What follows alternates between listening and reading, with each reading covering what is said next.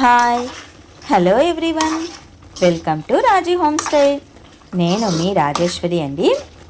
ఈరోజు రాజీ హోమ్ స్టైల్లో non veg స్మెల్తో పుల్లగా కారంగా మంచి టేస్టీతో ఉండే గోంగూర ఎండు రొయ్యల పుల్లగూరని ఏ విధంగా చేసుకోవాలో చూసేద్దాం. ముందుగా కొద్దిగా గోంగూర కావాలండి. ఒక చిన్న కట్ట గోంగూర అయితే సరిపోతుంది. అలాగే ఒక కప్పుమైన ఎండు రొయ్యలు కావాలి. రొయ్యలు అంటే కాస్త పెద్ద సైజులోనే ఉంటాయండి. ఇక్కడ వీడియోలో చూపిస్తున్నట్టు ఉంటాయి. రొయ్య పొట్టు కాదు, కాస్త పెద్ద సైజు రొయ్యలే అనమాట. మనం తీసుకున్న గోంగూరను చక్కగా ఒలిచేసుకొని శుభ్రంగా కడిగేసి ఒక ప్లేట్లోకి తీసుకోవాలి. ఒక చిన్ని గిన్నె తీసుకొని అందులో కాస్త ఉప్పు కాస్త పసుపు రెండింటిని వేసేసుకొని మనం తీసుకున్న కప్పు రొయ్యలను అందులో వేసేసి ఒక 5 నిమిషాల పాటు అలాగే ఉంచేసేయండి. నీచు వాసన అనేది రాకుండా ఉంటుంది. రొయ్య కూడా అలా వాటర్లో ఉంచడం వల్ల మెత్తబడుతుంది, తొందరగా బాయిల్ అవుతుంది అనమాట. 5 నిమిషాల తర్వాత రొయ్యలన్నింటినీ ఆ వాటర్లోంచి తీసేసి ఒక ప్లేట్లోకి వేసేసుకోవాలి. రొయ్య చూడండి చాలా ఫ్రెష్గా ఉన్నట్లు అనిపిస్తూ ఉంది. నీచు వాసన అనేది పోతుంది, రొయ్య కూడా మంచి టేస్టీతో ఉంటుంది ఇలా చేయటం వల్ల.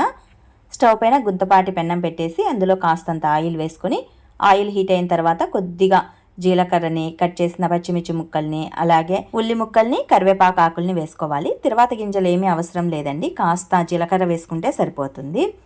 ఇందులోనే కచ్చాపచ్చాగా దంచేసిన అల్లం వెల్లుల్లిని లైట్గా వేసుకోండి. 1 టేబుల్ స్పూన్ అయితే సరిపోతుంది. ఇవన్నీ వేగక ముందుగానే ఇందులోనే ఎండు రొయ్యలు వేసేసుకోండి. ఈ కరివేపాకు, ఉల్లి ముక్కలు, జీలకర్ర అలాగే పచ్చిమిర్చితో పాటుగానే ఎండు రొయ్యలు అనేవి ఆయిల్లో బాగా వేగుతాయి. మధ్యలో 2-3 సార్లు కలిదిప్పుకుంటూ ఉండండి, చక్కగా వేగిపోతాయి. ఆయిల్లో ఇలా వేగటం వల్ల ఎండు రొయ్య అనేది మంచి టేస్టీతో ఉంటుంది. ఇలా ఇవన్నీ చక్కగా వేగిన తర్వాత ఇందులో కాస్తంత పసుపు అలాగే మన టేస్ట్కి సరిపడా ఉప్పు కొద్దిగా వేసేసుకొని ఒకసారి అటు ఇటు కలిదిప్పేసేసి ఇందులోనే సన్నగా కట్ చేసి పెట్టి ఉంచుకున్న టమాటా ముక్కల్ని వేసుకోండి. 2 పెద్ద సైజు టమాటాలు అయితే సరిపోతాయి, ఎక్కువ ఏం పట్టవండి.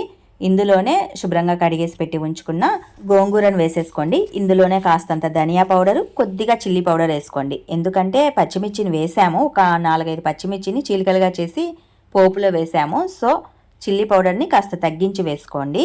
ఇవన్నీ వేసిన తర్వాత ఒకసారి చక్కగా కలియదిప్పేసేసి కొన్ని వాటర్ని యాడ్ చేసేసేయండి. 1 గ్లాస్ వాటర్ అయితే సరిపోతుంది, ఎక్కువ వాటర్ వేయొద్దు. మనం తీసుకున్న క్వాంటిటీకి 1 గ్లాస్ వాటర్ అయితే సరిపోతుంది. ఇలా వాటర్ని వేసిన తర్వాత మూత పెట్టేసి 5 నుంచి 8 నిమిషాల పాటు బాయిల్ చేసుకుంటే చాలండి.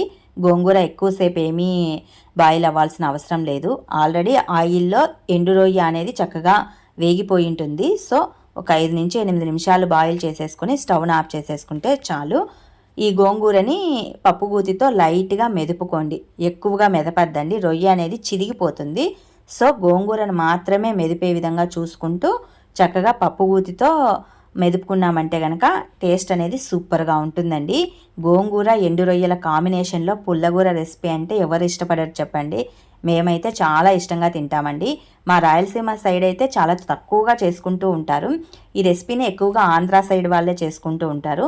అప్పుడప్పుడు మేము కూడా చేసుకుంటూ ఇష్టంగా తినేస్తూ ఉంటామండి. చాలా బాగుంటుంది కాంబినేషన్ అయితే కనుక.